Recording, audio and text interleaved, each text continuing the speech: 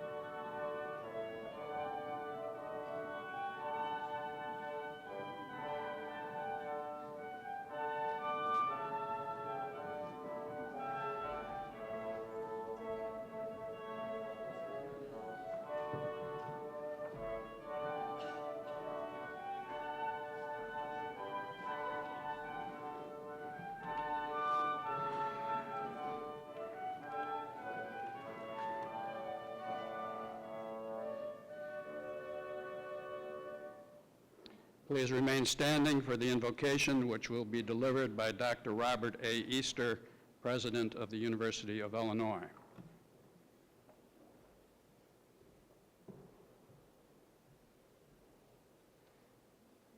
Let us assume an attitude of prayer. Dear God, we ask your blessings upon the young men and women gathered before you. Thank you for nurturing their talents and for the support of the family, friends, teachers, and mentors who have helped to guide them on this journey. Teach them that to whom much is given, much will be required, and send them forth to serve. Grant them the courage to overcome the many challenges which confront us as a people of goodwill. Grant them the passion to succeed and the compassion to reach out to their brothers and sisters in need. Grant them the vision to follow, no matter how humbly or haltingly, in the footsteps of your servant, that great Illinoisan in whose name we gather. Let them live lives blessed on the lessons that he taught, the words that still ring true today as they did when he said them more than a century and a half ago. He said, towering genius disdains a beaten path. It seeks regions heretofore unexplored. He also said, always bear in mind that your resolution to succeed is more important than any other. And Lincoln also said, let no feeling of discouragement prey upon you, and in the end, you are sure to succeed. Let us have the faith that right makes might. And in that faith, let us stand to the end and dare to do the duty as we understand it. And he also said, in its end, it's not the years in your life that count, it's the life in your years. Amen. Please be seated.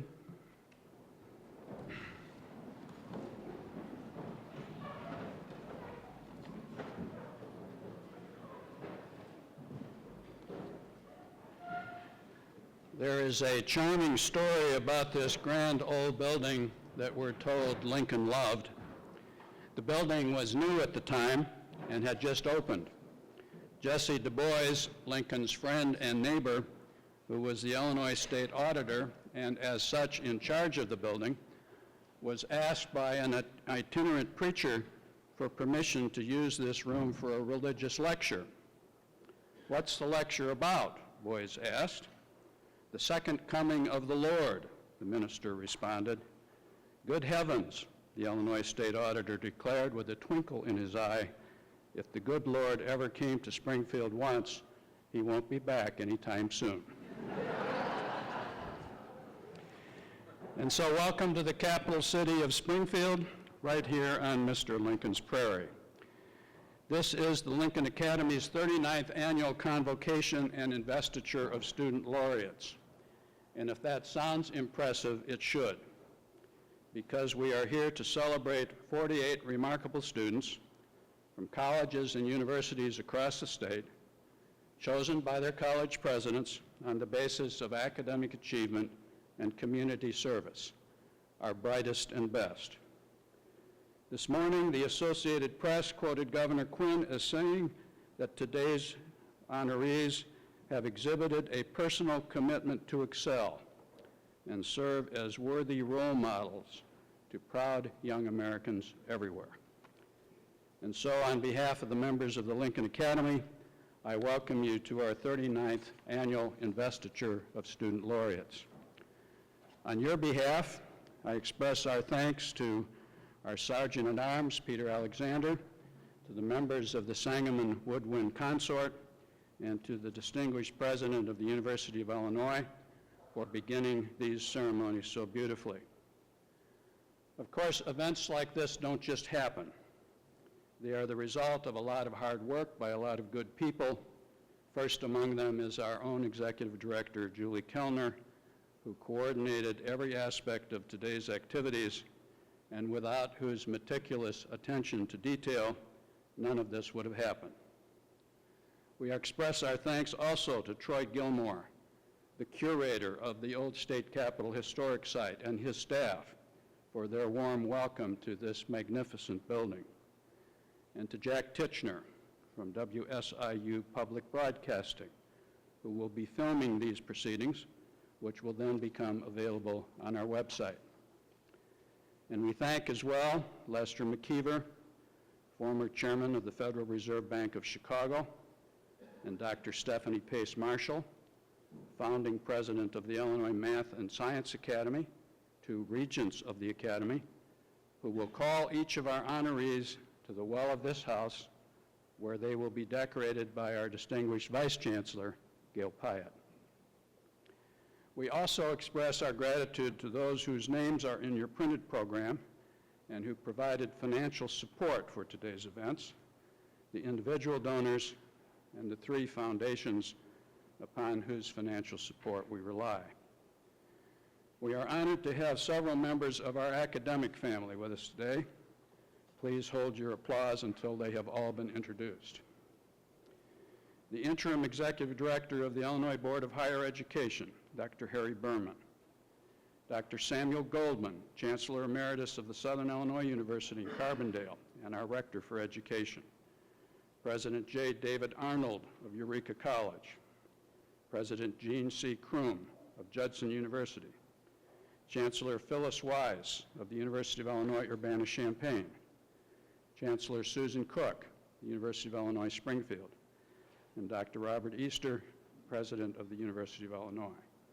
Ladies and gentlemen, our academic family.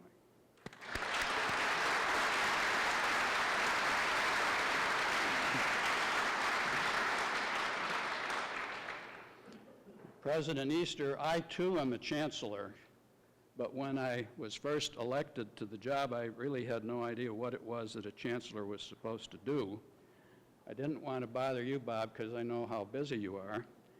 And so naturally, I called Susan Cook, Chancellor of the University of Illinois Springfield, and Phyllis Wise, Chancellor of Urbana-Champaign, to ask them exactly what it was that a chancellor does. And Bob, they both answered in exactly the same way. On a university campus, they said, it's the job of the faculty to think, and the job of the president to make speeches, and the job of the chancellor to keep the faculty from making speeches and the president from thinking.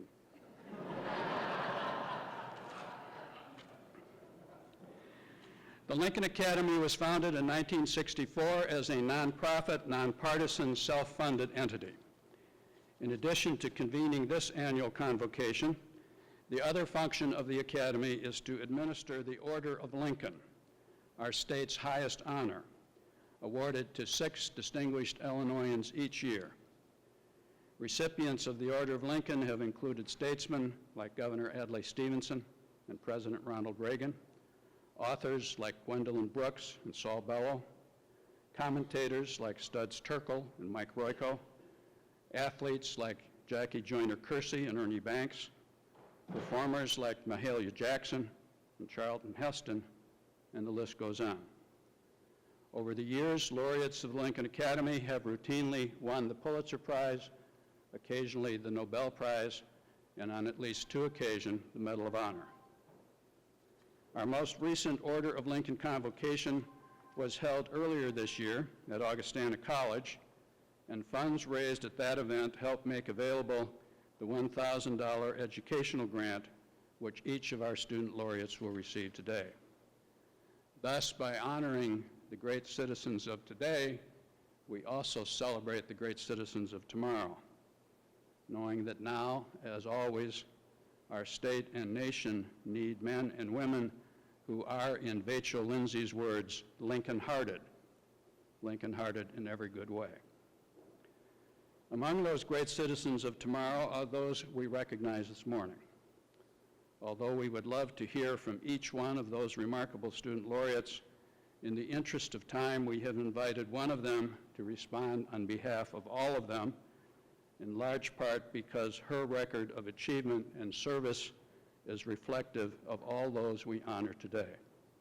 For that purpose, I recognize Kaylin Niehoff from DePaul University.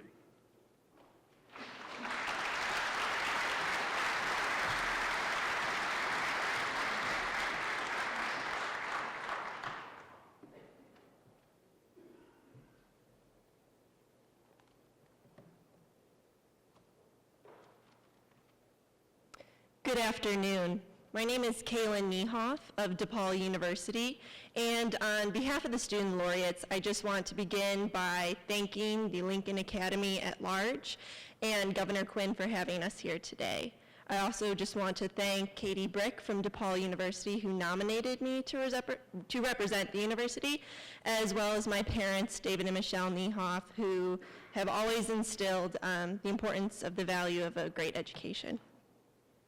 So as a DePaul student and as an aspiring historian, I was really excited to learn that the very first convocation of the Lincoln Academy back in 1965, almost 50 years now, was held at the Chicago Historic Society. And for those of you who don't know, the Chicago Historic Society is now known as the Chicago History Museum, which resides literally at the south end of Lincoln Park, just footsteps away from DePaul University.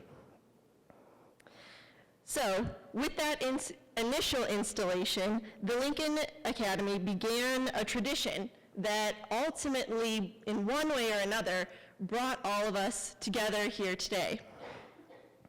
Now, today is a special moment in time. It takes up a very specific time and place and is limited, but with it comes an entire history of tradition and ritual. Part of this ritual was our procession, the photograph we took, series of speeches, and ultimately the medals that we'll receive. Now, take for a minute and consider the rituals that we, as student laureates, have done in our everyday lives. This might include answering emails in the morning, meeting another student for coffee to talk about events we want to host on campus. It might be staying after class to talk to a faculty member and hash out ideas about a specific topic. Now, independently, each of these everyday rituals may seem minuscule, but as a whole, they shape the characters that have identified us as Lincoln laureates. Now, our characters and value for really rigorous curricular and extracurricular activities are not the only thing that we have in common.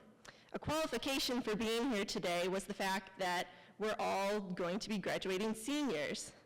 Now, while this trait may have resulted in our convergence here today, ironically, it's also the exact same trait that is going to result in our divergence, particularly in the spring when we go to pursue graduate, professional, and service careers. Now, while we have today, before we have our graduations, which for many of us may result in us physically leaving the state of Illinois to pursue careers, I encourage the laureates to really acknowledge the opportunity that today privileges. As a student leader, I am sure many of you can attest to the fact that it's not really easy getting college students, particularly those of similar value systems, in the same space at the same time. So, given the fact that we do have that privilege, despite the fact that we come from vastly different backgrounds, institutions, and perspectives, we've all adhered in one way or another to the Lincoln Academy mission and have really embodied the character of Abraham Lincoln himself. So with that, I look forward to the conversations that I know we will have this afternoon.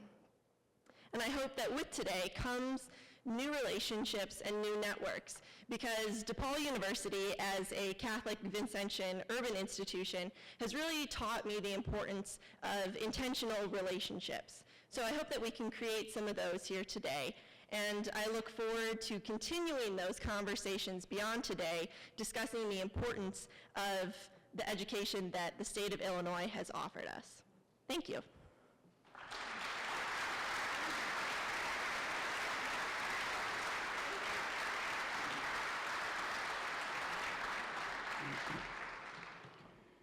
We come now to the most important part of these proceedings, the investiture ceremony, in which the Lincoln Academy of Illinois, on behalf of the Governor of Illinois and the people of Illinois, presents the Lincoln Medal to this year's student laureates.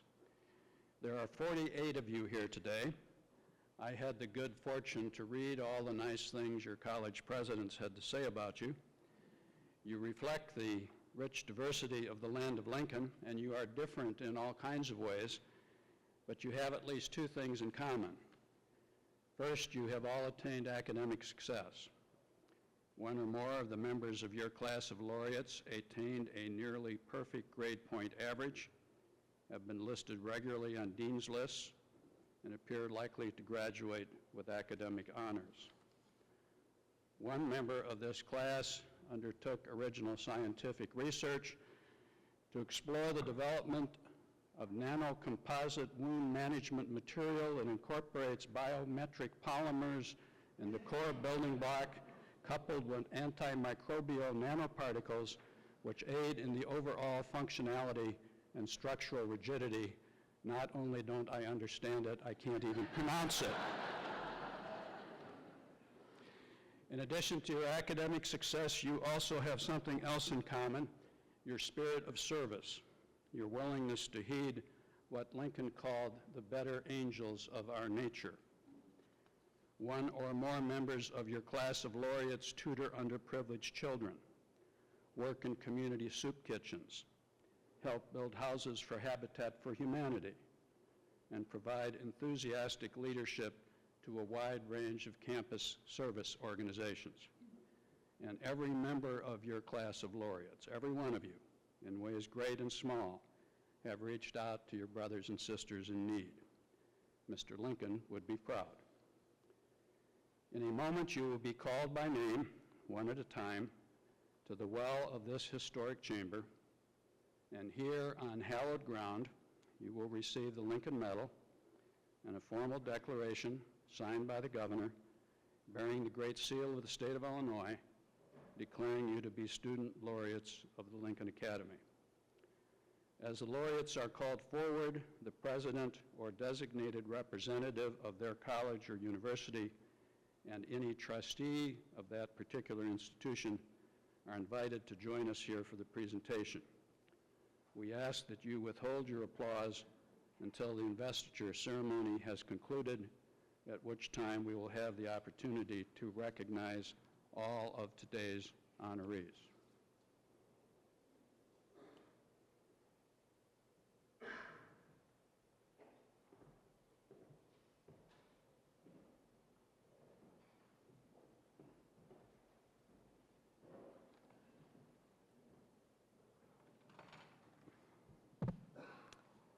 Good morning, everyone, and congratulations to our student laureates.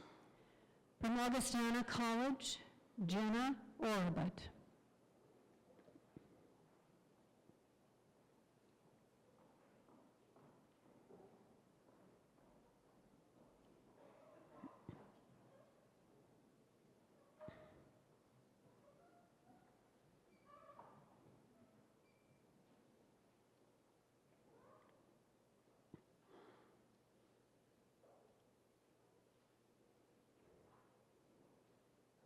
From Aurora University, Andrew John Patton.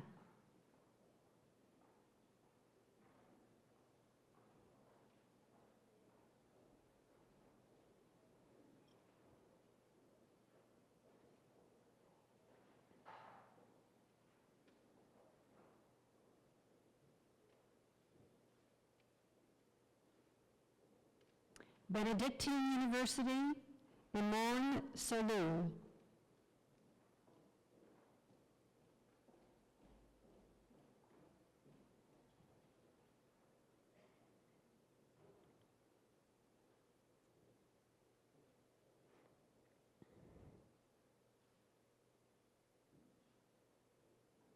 Blackburn College, Ashley Donahoe.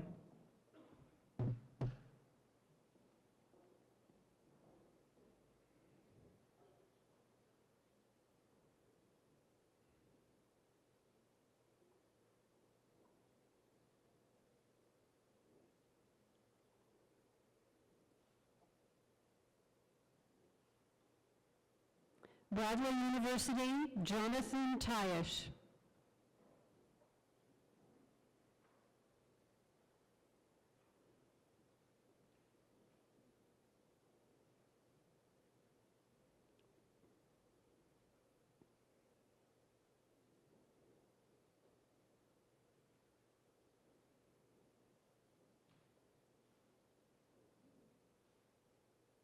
Chicago State University, Christopher D. Mudrow.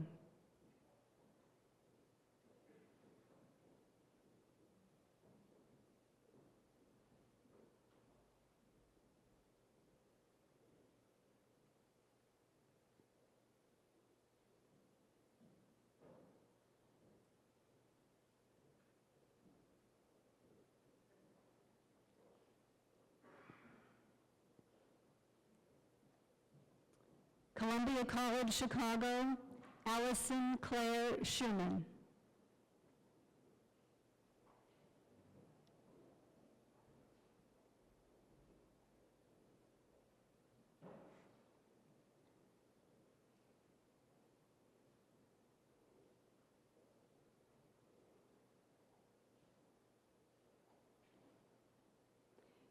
DePaul University, Kaylin Niehoff.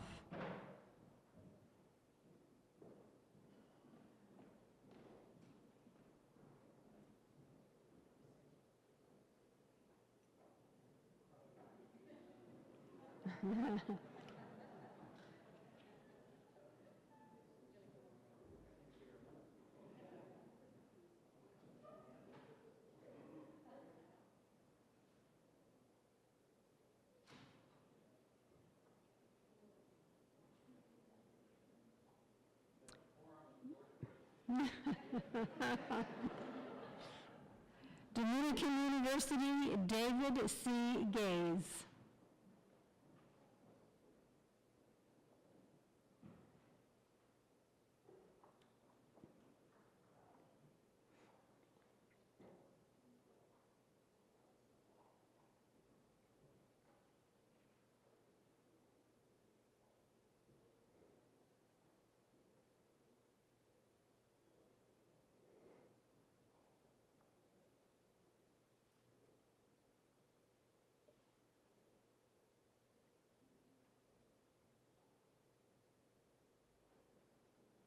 Eastern Illinois University, Zachary D. Samples.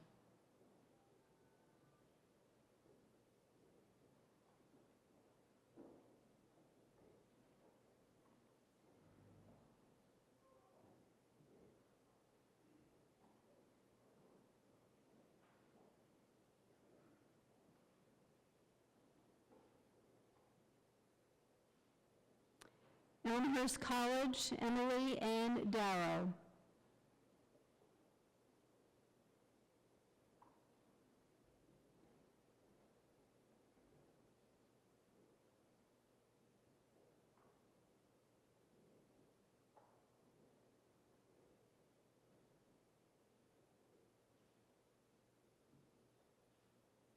Eureka College, Lauren Michelle Sawanki.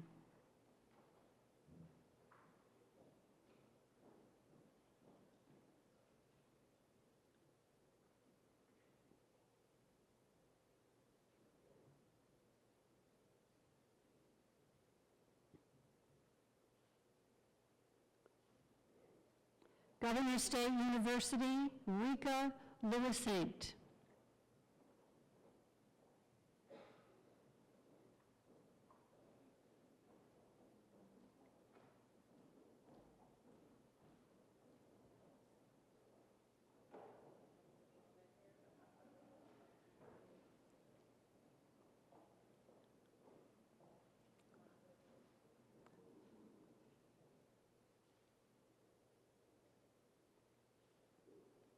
Greenville College, Elisa Ray Goslin.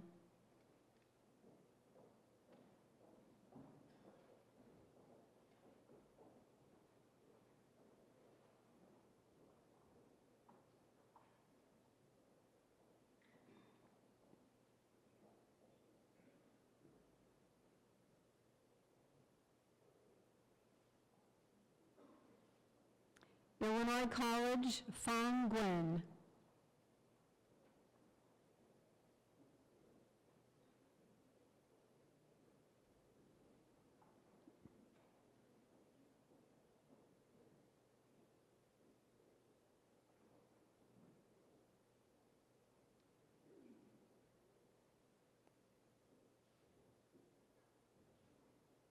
Illinois Institute of Technology, Miriam Schmid.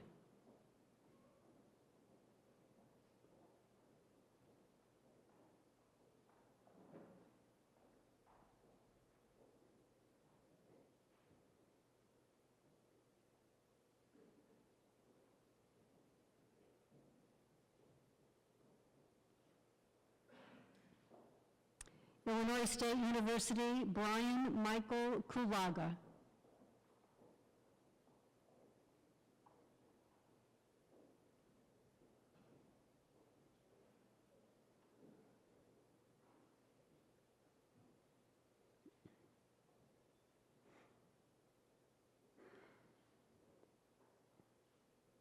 Illinois Wesleyan University, Josephina Benelis.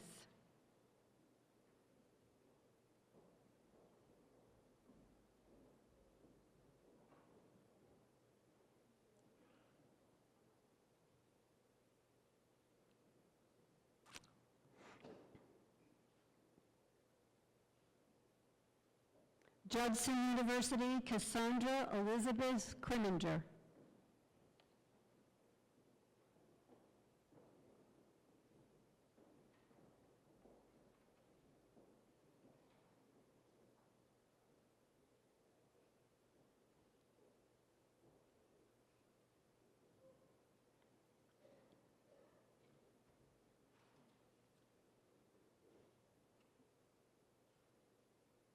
Lake Forest College, Anai Nicole Vargas.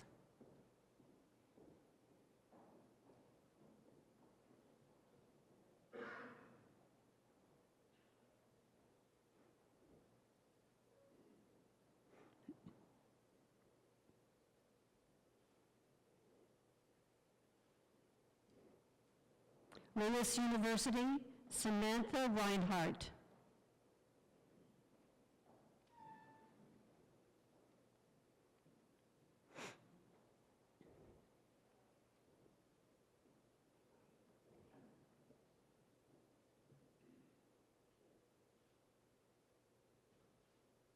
Lincoln College, Josh Aaron Jones.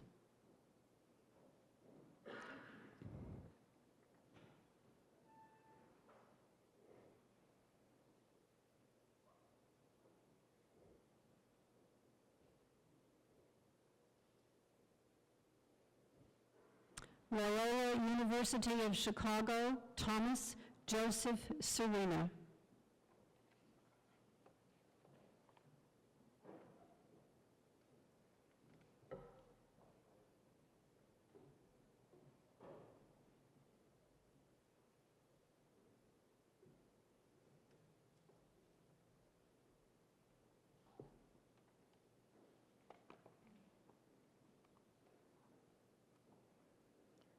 McMurray College, Catherine Louise Schmidt.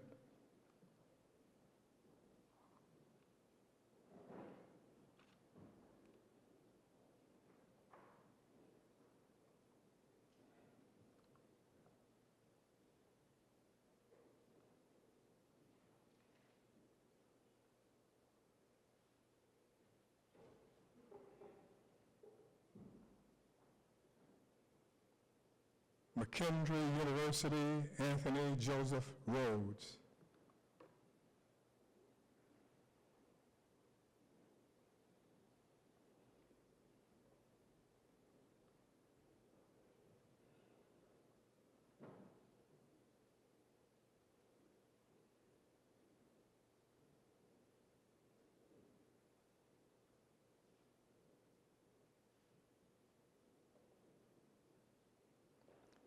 Millikan University, Emily Elizabeth DeAmbrose.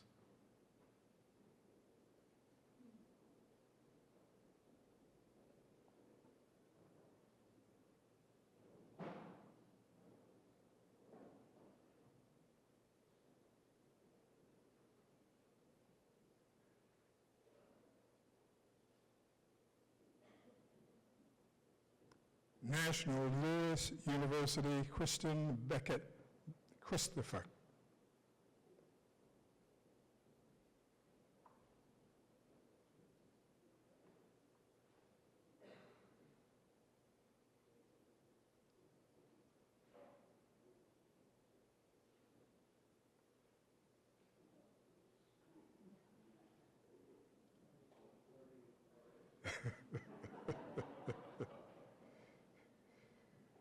North Central College, Colin J.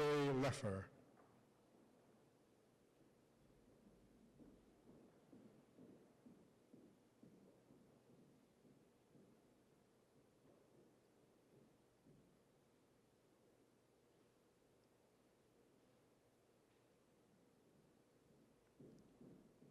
North Park University, Antron.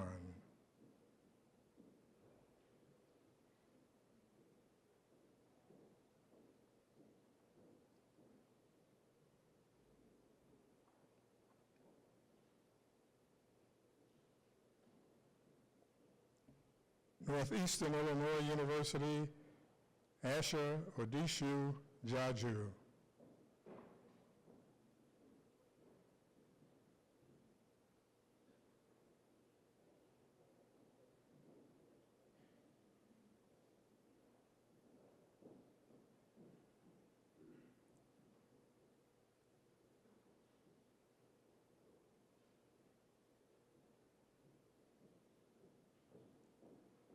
Northern Illinois University, Sarah Lynn Strubing.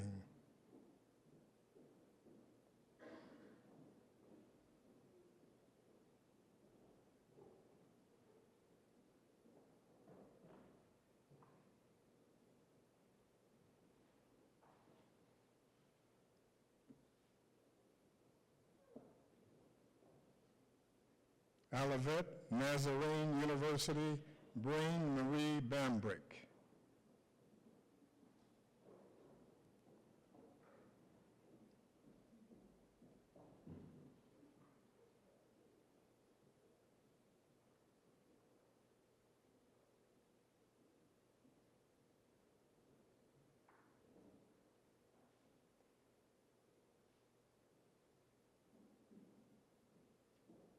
Principia College, Haley O'Connell Norton.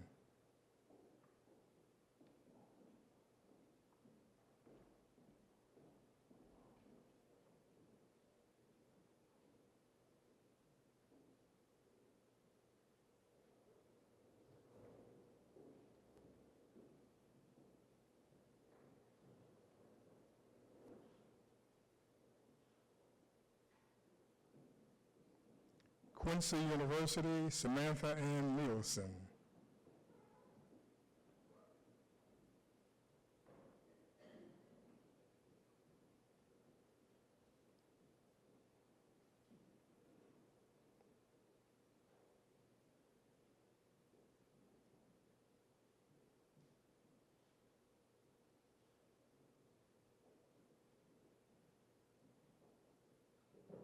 Rockford University, Dunja Kosick.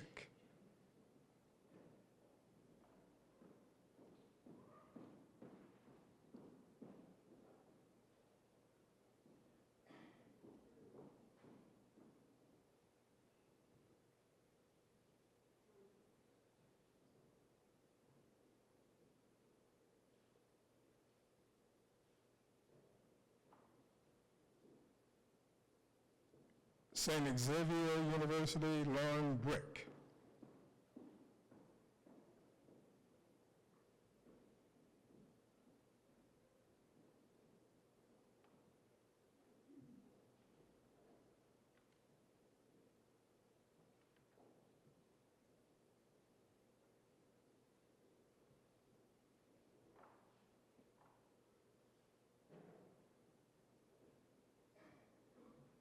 Southern Illinois University, Edwardsville, Christopher J. Branch.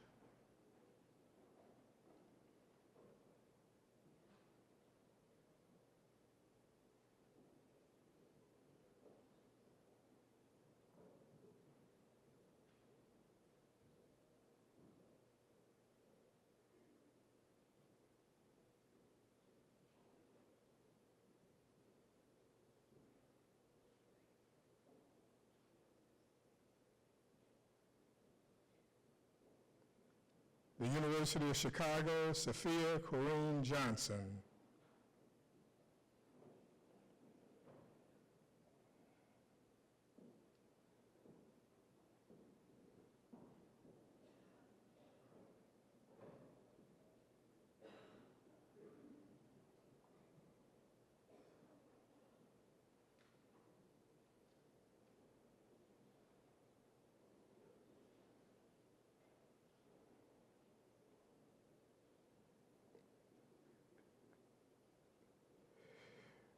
Trinity Christian College, Megan L. Anderson.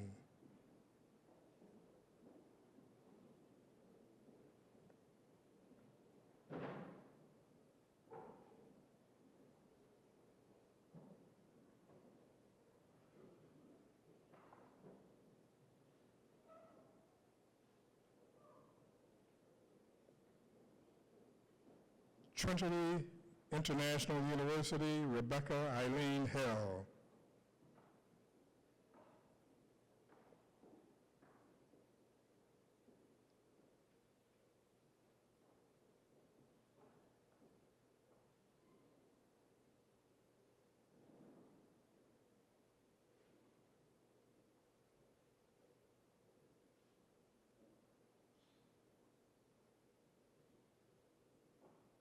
University of Illinois at Chicago, Fransley Robles.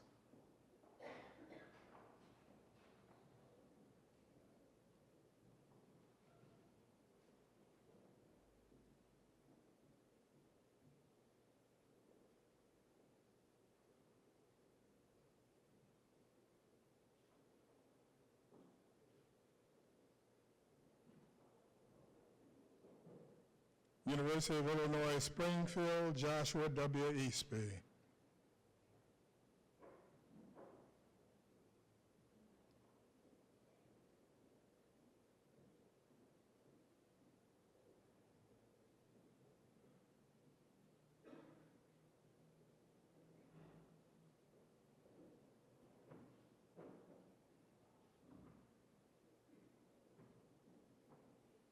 University of Illinois Urbana-Champaign, Amanda M. Rowland.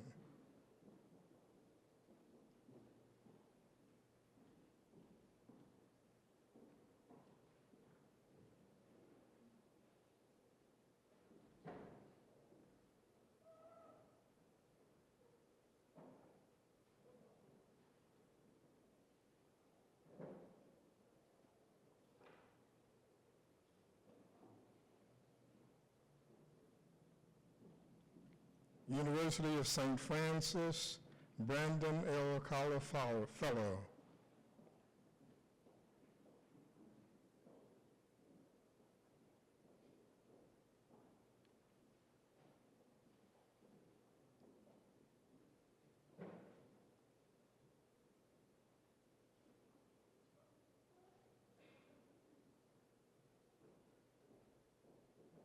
Vandercook College of Music, Maxwell John Dyker.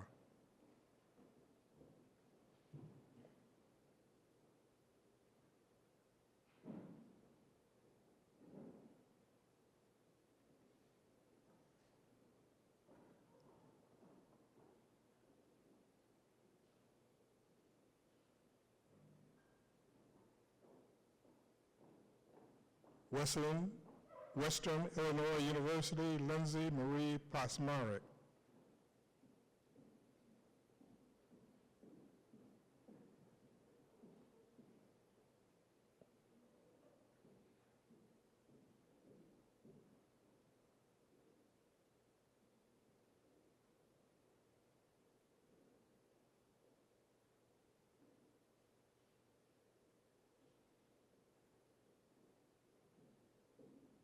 Wheaton College, Sarah Ray Lee Vandervoist.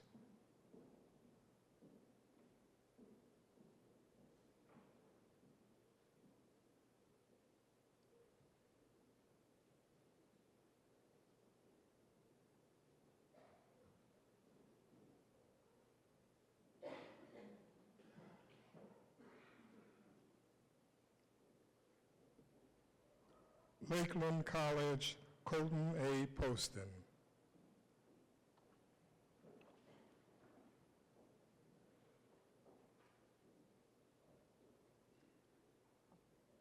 Now you may applaud.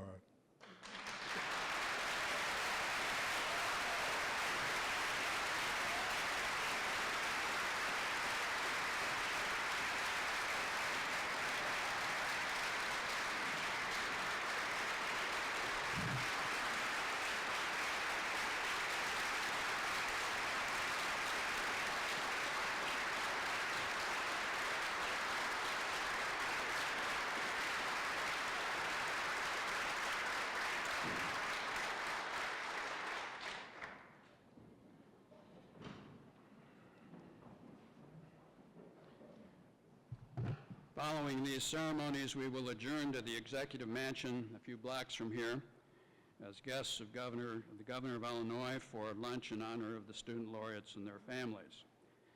Mr. and Mrs. Lincoln were frequent visitors to the mansion during their time in Springfield. Although that grand old building has been expanded over the years, the front portion of the building is very much as it was in Lincoln's day, and we invite you to wander through the building knowing that there, as here, we celebrate our rich Lincoln heritage. That is our inheritance, what makes us who we are as a people, a source of inspiration to every generation, including the new generation we honor today. In Washington, D.C., Lincoln sits high above us in a marble temple. At Mount Rushmore, we have chiseled his face into the side of a mountain. There is a danger when we enshrine our heroes, when we lift them onto pedestals. That is less true here in Illinois, where we remember the man, not merely the legend. Although he left this capital city 153 years ago, he is still with us in spirit, particularly in this noble building.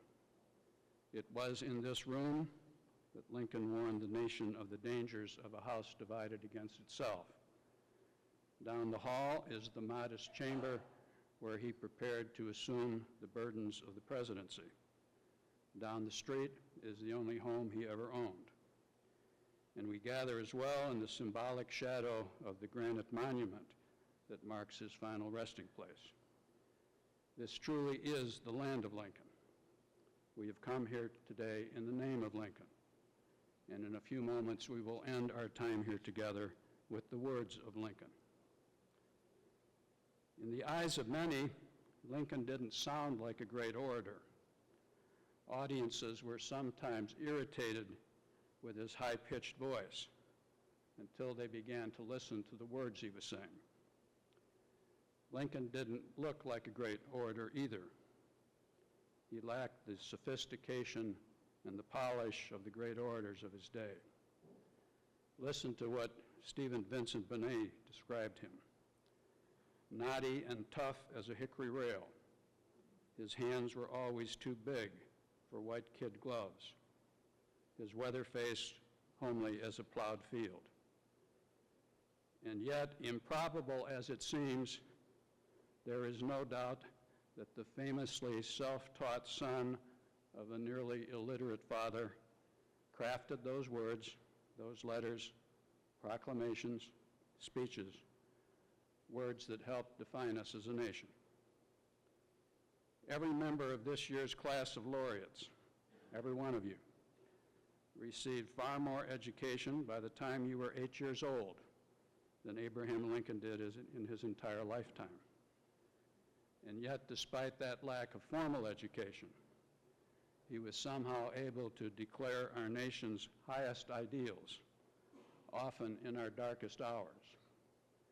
Never more so than 150 years ago this month at a place called Gettysburg. You remember the story, I'm sure. 51,000 soldiers, nearly as many as all of the American casualties in the entire Vietnam War, killed, missing, or wounded in 3 days at the Battle of Gettysburg. On November 19th, the Soldiers' National Cemetery was to be dedicated in memory of the fallen. As was the custom of the day, the principal speaker, former president of Harvard College, spoke for over 2 hours, his voice deep and magisterial, every word carefully memorized, every gesture meticulously planned. At least some of the organizers of the event had not wanted to invite President Lincoln. Protocol required it, but some hoped he would not accept. Some feared he might be tempted to make a political speech.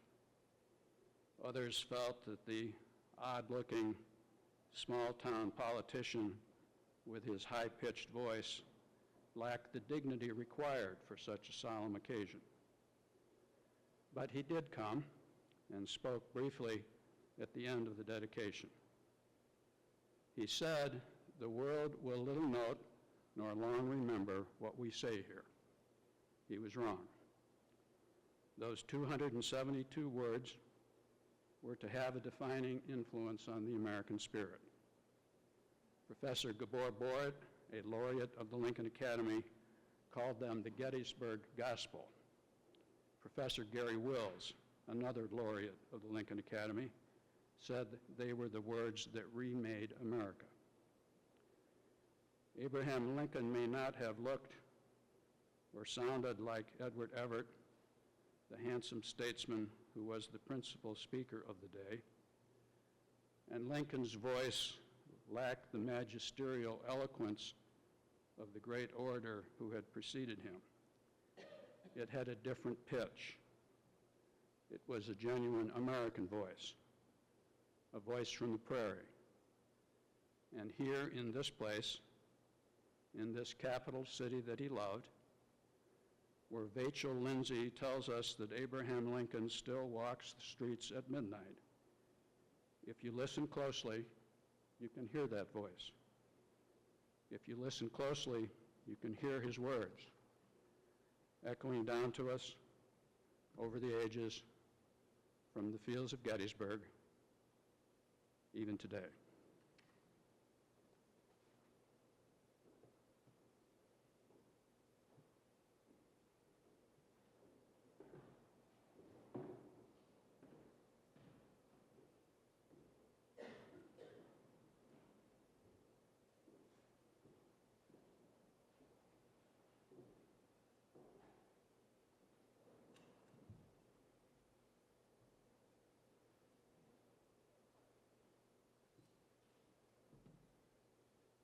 Fourscore and 7 years ago, our fathers brought forth upon this continent a new nation, conceived in liberty, and dedicated to the proposition that all men are created equal. And we are engaged in a great civil war, testing whether that nation, or any nation so conceived and so dedicated, can long endure. We are met on a great battlefield of that war. We have come to dedicate a portion of that field as a final resting place for those who here gave their lives that that nation might live. It is altogether fitting and proper that we should do this. But in a larger sense, we cannot dedicate, we cannot consecrate, we cannot hallow this ground. The brave men, living and dead, who struggled here, have consecrated it far above our poor power to add or detract. The world will little note nor long remember what we say here, but it can never forget what they did here. It is for us, the living, rather, to be dedicated here to the unfinished work which they who fought here have thus far so nobly advanced. It is rather for us to be here dedicated to the great task remaining before us. From these honored dead, we take increased devotion to that cause for which they gave the last full measure of devotion. And we here highly resolve that these dead shall not have died in vain. That this nation, under God, shall have a new birth of freedom. And the government of the people, by the people, for the people, shall not perish from the earth.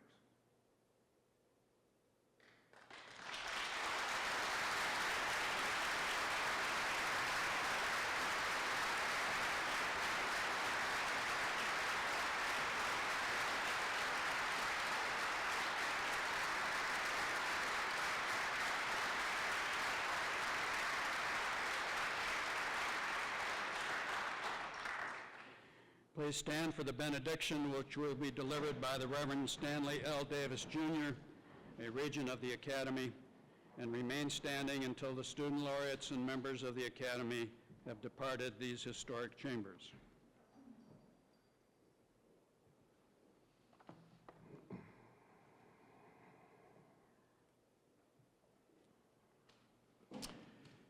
In May 1860, Abraham Lincoln became the surprise nominee of the Republican Party for president. The campaign staff decided that a campaign biography was needed. This turned out to be the longest work of autobiography written by Lincoln. Here is Lincoln's description of his early education, written in his typical third-person style. Quote, "Abraham now thinks that the aggregate of all his schooling did not amount to 1 year. He was never in a college or academy as a student and never inside a college or academy building till he had a law license. What he has in the way of education," Lincoln continued, "he picked up." Unquote. We have honored today these talented student laureates who have not only been in a college or academy, to use Lincoln's words, but have hopefully picked up those things that lead to a life of consequence. So we come in this chamber today from many backgrounds, many religious faiths, or no formal faith at all. And so I send us out with words attributed to Abraham Lincoln. Quote, "I am not bound to win, but I am bound to be true. I'm not bound to succeed, but I am bound to live by the light that I have. I must stand with anybody that stands right, and stand with him while he is right, and part with him when he goes wrong." Unquote. Now leave this place to live lives of peace and reconciliation that pay homage to the rich diversity of humanity in which we are, thank God, set.